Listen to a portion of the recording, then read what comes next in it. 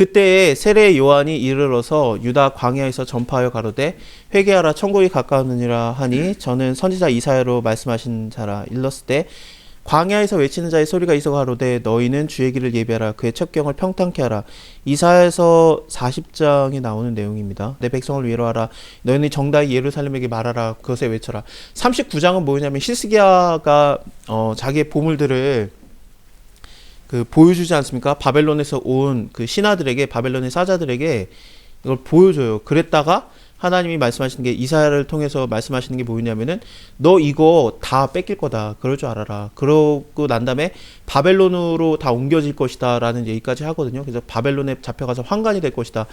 이런 얘기를 하고, 이제 히스기야는 뭐 하나님 말씀대로 되는 거 좋습니다.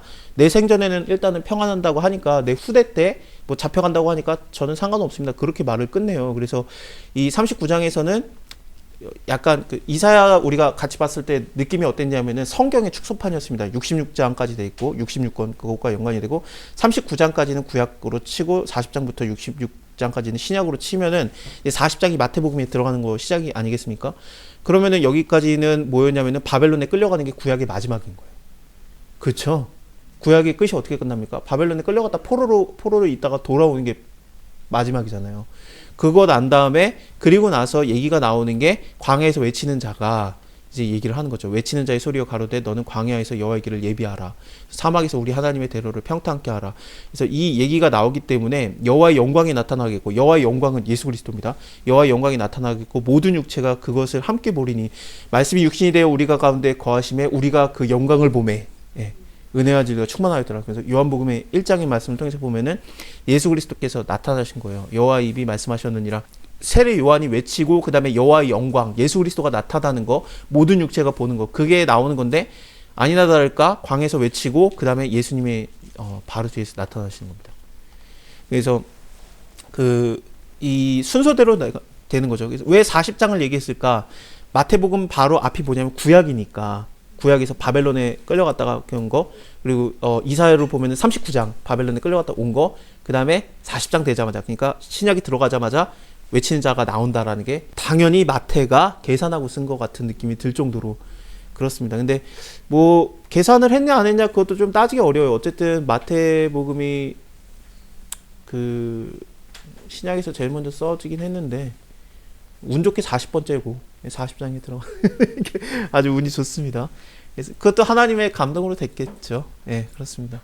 다 마친 거고, 요한이 약대 털옷을 입고 허리에 가죽띠를 띠고 음식은 메뚜기와 석청을 먹었는데, 이 요한이 약대 털옷을 입고 허리에 가죽띠를 띠고 음식은 메뚜기와 석청이었더라를 열왕기 하를 보면은, 열왕기 하 1장에서 이 엘리야가 올라갈 때, 엘리야가 올라간 다음에 하늘에 회오리 바람을 타고 올라가고 이제 사라지는 거 아니겠습니까? 하나님께서 데려간 거고, 그 다음에 엘리야가 말라기서를 보면은 그 엘리야가 다시 온다 그랬는데, 엘리야가 환생을 하는 게 아니라 엘리야의 역할을 하는 자가 다시 오는 거예요. 근데 이 엘리야가 어떤 모습이었냐면은 그는 털이 많은 사람이고 허리에 가죽띠를 띠었더라라고 나옵니다. 여기서 털이 많다라고 하는 게 이게 히브리어인데, 이게 구약이 히브리어로 돼 있는 게 막 사람들이 막 잡혀가고 너무 많이 쳐들어오고 그러니까 또 로마가 점령을 하고 헬라가 점령을 했고 로마가 점령하고 그러니까 헬라어가 쫙 퍼졌어요. 그래서 유대인들도 헬라어밖에 모르는 거예요. 많은 사람들이. 그래서 히브리어를 헬라어로 70명이 번역을 합니다. 그게 70인형이라는 건데, 거기에는 여기서 이 털이 많은 사람이라는 걸 뭐라고 표현을 하면은 약대 털옷을 입고 있는, 그러니까 낙타의 털옷을 입고 있고 허리에 가죽띠를 띄었다라고 해요. 그러면 다시 마태복음을 보면은 그 약대 털옷을 입고 허리에 가죽띠를 띠고 있으면은 요한은 뭡니까? 다시 오기로 한 엘리야인 거죠. 그래서 이 온 모습만 봐도 이 자가 바로 엘리야구나. 겉모습이 똑같아요. 올라가기 직전의 모습과 지금 나타난 모습이 똑같아요. 그러면은 엘리야구나 라는 거죠. 메뚜기와 석청은 뭐냐? 메뚜기와 석청은 뭘까? 일단은 메뚜기랑 석청은 광야에서 쉽게 구할 수 있던 음식이라고 합니다. 그걸 통해서 볼 때 그냥 광야에서 먹고 자고 산 것 같아요. 그래서 이런 사람이었는데, 이때에 예루살렘과 온 유대와 요단강 사방에서 다 그에게로 나와서 자기의 죄를 자복하고 요단강에서 그에게 세례를 받더니, 그 전에는 세례라는 개념이 딱히 없었어요. 그러니까 세례는 뿌리다긴 해요. 그래서 그 언약을 하나님이 맺으실 때 24장에서 모세에게 이르되 너는 아론과 나답과 아비후, 그러니까 아론의 두 아들입니다.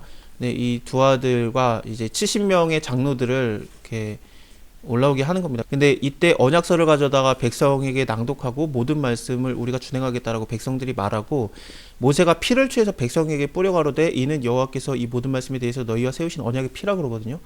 그래서 이 피를 뿌리는데 이 뿌리다라는 말이 세례라는 말과 동일해요.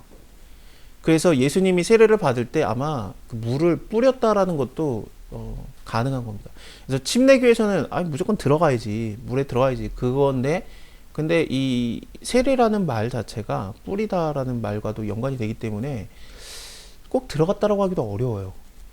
이거 뭐랑 똑같냐면요, 하나님 앞에서 존귀한 자들이 하나님을 보면서 먹고 마셨거든요.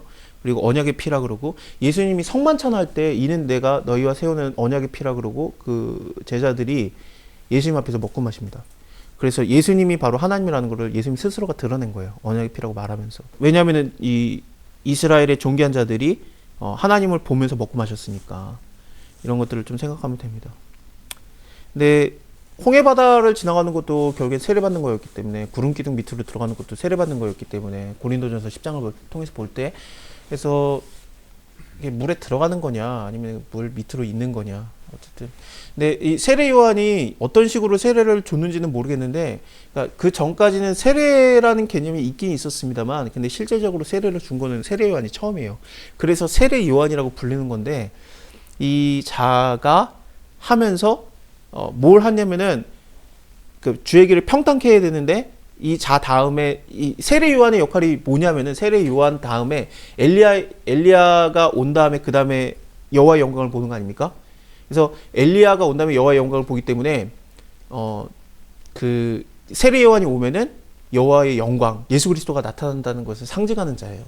그 다음에 이 자가 평탄케 한 게 또 뭐냐면은, 광야에서 외치면서 이제 이 자가 한 게 뭐냐면은 회개하라 천국이 가까우느니라, 그거를 말해줬던 거예요. 회개에 대한 개념을 얘기했고, 그래서 그 세례라는 그 물 세례의 개념을 가르쳐 줍니다. 그런데 예수님께서는 불과 성령으로 세례를 줄 것이다라고 얘기를 하고요. 그래서 예수님의 세례에 대한 개념을 좀 사람들에게 지식을 미리 얘기를 한 겁니다. 예. 지식을 먼저 쌓아두는 게 굉장히 좀 좋지 않겠습니까? 예수님이 오셔가지고 짧게 공생의 사역을 하셔야 되는데 아무것도 지식이 안 쌓여 있으면은 회개가 뭐예요? 이게 일단 물로 씻는 것처럼 불과 성령으로 이제 세례를 받는 거야. 세례가 뭐예요? 그거 언제나 하고 있어요. 그러니까 앞에서 한번 누가 해주고 그냥 예수님이 해야 돼요. 그런 것을 미리 좀 많이 지식을 좀 쌓아놨어요. 그래서 세례 요한이 이런 개념을 줬고, 그 다음에 구약이라는 것도 마찬가지고, 그 다음에 그 당시에 유행했던 바리새 교육에서 우리가 아는 가말리엘, 바울이 가말리엘의 문화생이잖아요. 가말리엘의 선생이 힐렐이에요. 힐렐과 샴마이가 제일 큰 그 두 주축이 되는 자들인데, 그 힐렐이라는 선생이 가르친 게 뭐냐면은 네가 원하지 않는 것을 남에게도 하지 말라라는 가르침을 가르칩니다. 이게 되게 유행했던 가르침이었어요.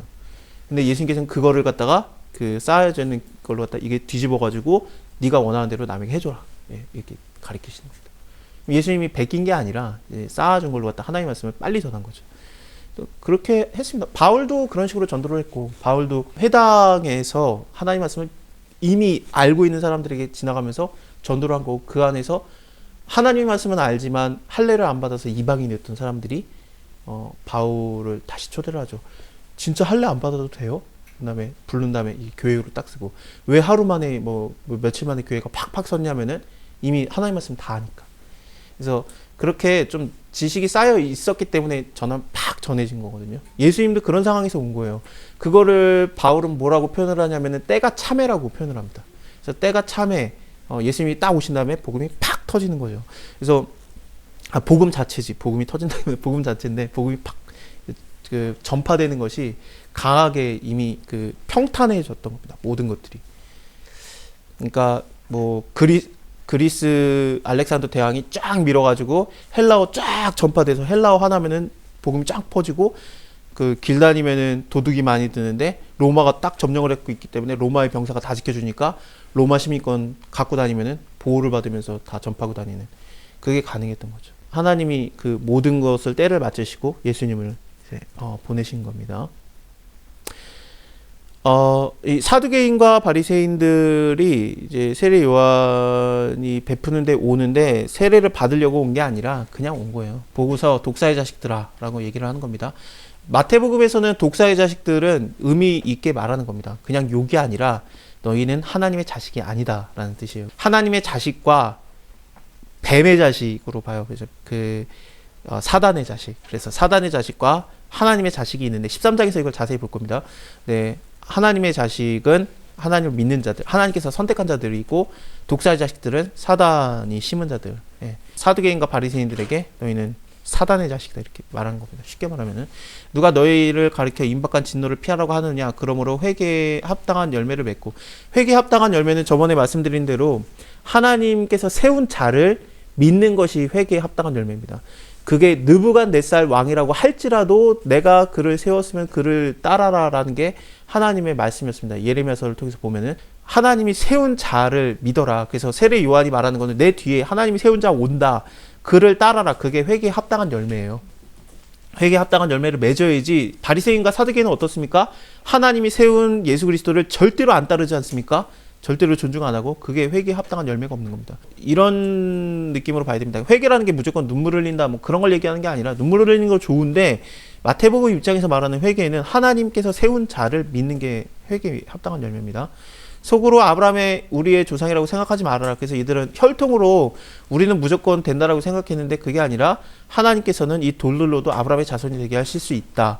그 마태가 얘기하는 거는 우리 유대인들도 좀 예수 그리스도를 믿고 그랬으면 좋겠는데 이방인들을 믿었는데 동방박사도 알고 와서 경배했고 그랬는데 우리는 하나님 안 믿는다. 우리는 예수 그리스도 안 믿는다. 그거에 대한 것이기 때문에 그 1장에서도 그 혈통 자체가 쭉 나오지만 아브라함과 다윗의 자손이라고 나오지만 예수 그리스도께서 성령으로 말미암아 잉태됐기 때문에 사실 혈통이 중요한 건 아니에요. 그 계열로 오는 건 중요해요. 왜냐하면 언약이니까. 근데 피가 중요한 건 아니었거든요. 근데 그것처럼 아브라함의 자손이라고 우리가 무조건 구원받는 게 아니라 하나님의 언약 안에 들어가야지. 회개해야지. 하나님 앞에 서야지. 그거를 얘기하는 겁니다. 그래서 이미 도끼가 나무 뿌리에 놓였으니 좋은 열매 맺지 아니하는 나무마다 불에 던지우리라. 나는 너희를 회개케 하기 위해서 물로 세례를 주거니와 내 뒤에 오시는 이는 나보다 능력이 많으시니 나는 그의 신을 들기도 감당치 못하겠노라. 그는 성령과 불로 너에게 세례를 주실 것이요. 예수님은 성령과 불로 세례를 주는 이로 오시는데 근데 세례 요한이 잡힌 다음에 예수님이 세례를 주는 내용들이 꽤 나와요.